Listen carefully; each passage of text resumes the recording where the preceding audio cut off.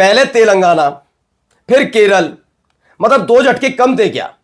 एक और बड़ा झटका खास तौर पर बीजेपी को लगने जा रहा है। लगने क्या जा रहा है? मात्र 42 दिन दिए गए, ये 42 डेज, और केवल मोदी सरकार या योगी सरकार को समय नहीं दिया, जवाब नहीं मांगा गया, बल्कि जिस इलेक्शन कमीशन के सवाल पूछने पर पूरा बीजेपी कुनबा उतर आता है। सवाल इलेक्शन कमीशन से पूछो और जवाब देने के लिए बीजेपी आती है, यानी टाइपराइटर वाला हिसाब किताब हो रहा है, दबाव कहीं छपता कुछ और वाला, वही वाला हिसाब किताब है। मतलब सवाल ज्ञानेश कुमार से पूछो और जवाब बीजेपी देती है, तो उस चुनाव आयोग से भी सवाल पूछ लिया है। यह सवाल पूछा किसने? विपक्ष ने नहीं। यह 42 दिनों का समय दिया गया है हाईकोर्ट की तरफ से।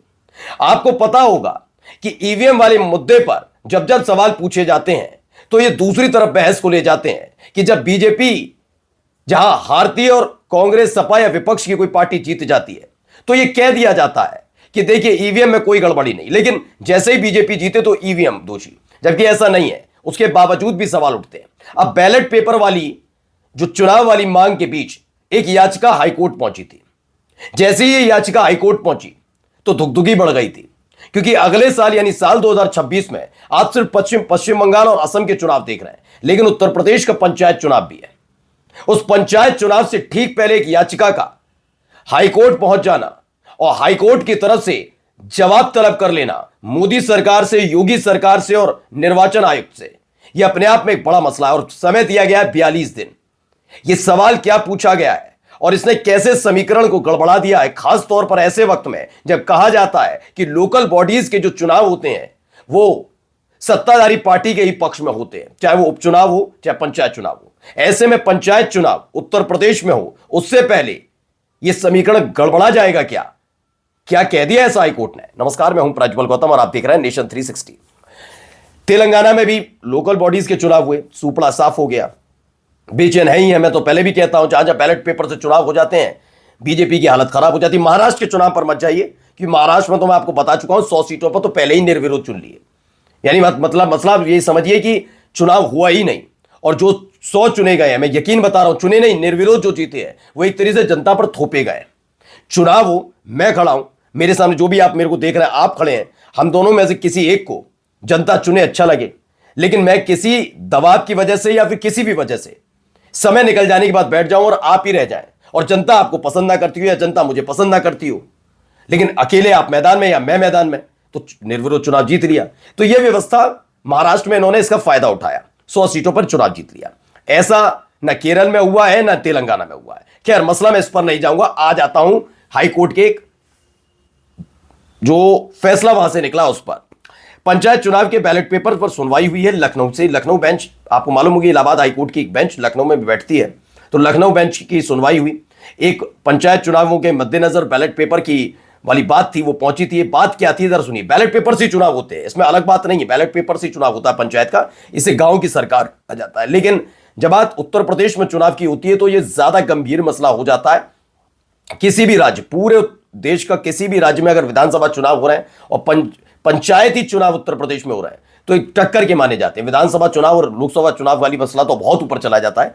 पंचायत चुनाव उत्तर प्रदेश में होना ही समझ लीजिए किसी भी एक राज्य में विधानसभा चुनाव टाइप है। तो फिलहाल पंचायत चुनाव में बैलेट पेपर वाली मामले पर सुनवाई हुई। याचिका क्या पहुंची थी समझिए।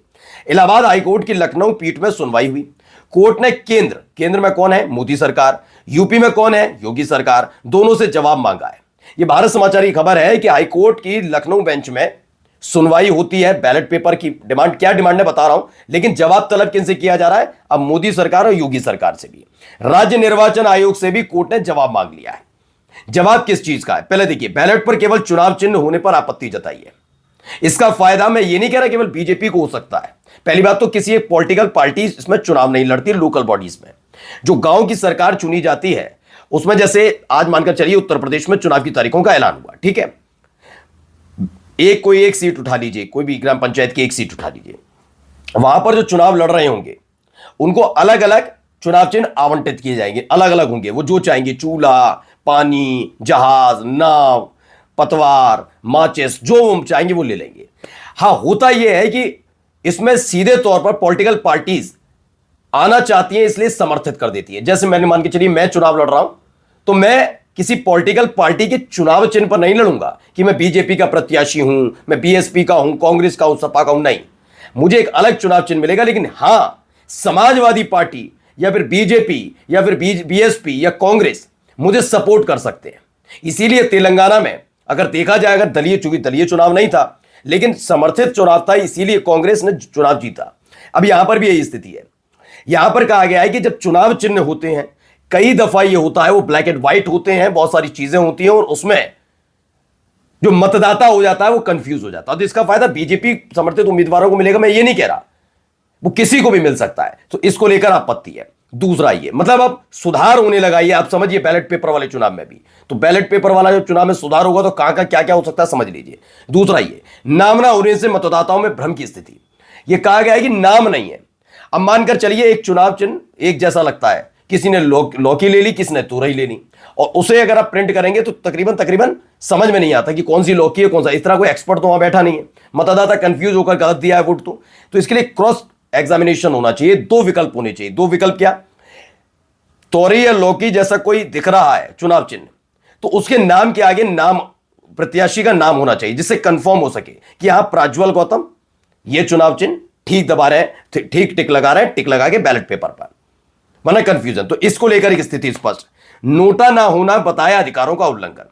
महाराष्ट्र में हुए लोकल बॉडीज के चुनाव के बाद ये वाला जो है नोटा वाला मसला बैलेट पेपर के चुनाव में सबसे महत्वपूर्ण हो जाता है। मैंने बताया ना, जैसे भी आपको बताया निर्विरोध वाला, ये निर्विरोध वाली स्थिति को खत्म करना चाहिए, क्योंकि निर्विरोध जब कोई चुनता है, आज जीत जाता है, तो अगर दूसरी पार्टी, विपक्षी पार्टी के प्रत्याशी ने अपनी पार्टी को धोखा दिया तो पार्टी को धोखा नहीं, उसने जनता को भी धोखा दिया। हो सकता है कि जिसके सामने वो चुनाव लड़ रहा था उसे पसंद ही ना करती हो वहां की जनता। ऐसे में फिर आता है वजह नोटा।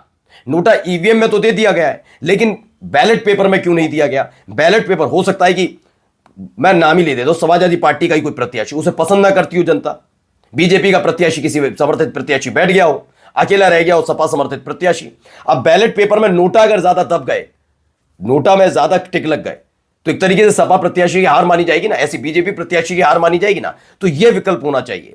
उन्होंने कहा नोटा ना होना अधिकारों का उल्लंघन है, ये थोपने वाली बात हो गई, और ऐसे चुनाव ना कराया जाएगा ना जीता जाए। इस पर जवाब तलब कर लिया है हाईकोर्ट में। अगली सुनवाई 6 हफ्ते के बाद होगी, यानी कि 6 हफ्ते यानी 42 दिन अब दिए गए कि भैया इस पर आइए जवाब दीजिए। इससे हड़कंप मच गया है कि भाई चुनाव की तारीखों का ऐलान होने जा रहा था, मिड दिसंबर आ गया है, जनवरी की शुरुआत में ही चुनाव की तारीखों का ऐलान होना है। उससे पहले अगर यह बात हाईकोर्ट तक पहुंची याचिका, देखिए यूपी पंचायत चुनाव में नोटा और बैलेट पेपर पर नाम की मांग, हाईकोर्ट में याचिका दाखिल। त्रिस्तरीय पंचायत चुनाव में नोटा लागू करने और बैलेट पेपर पर प्रत्याशी का नाम छापने की मांग वाली जनहित याचिका हाईकोर्ट में दाखिल हुई। ग्रामीण मतदाताओं की सुविधा का हवाला दिया गया है कि उनको सुविधा दी जाए। यानी अभी तेलंगाना में, केरल में, वहां तो हुआ ही था, क्या यहां भी खेला हो जाएगा? नमस्कार।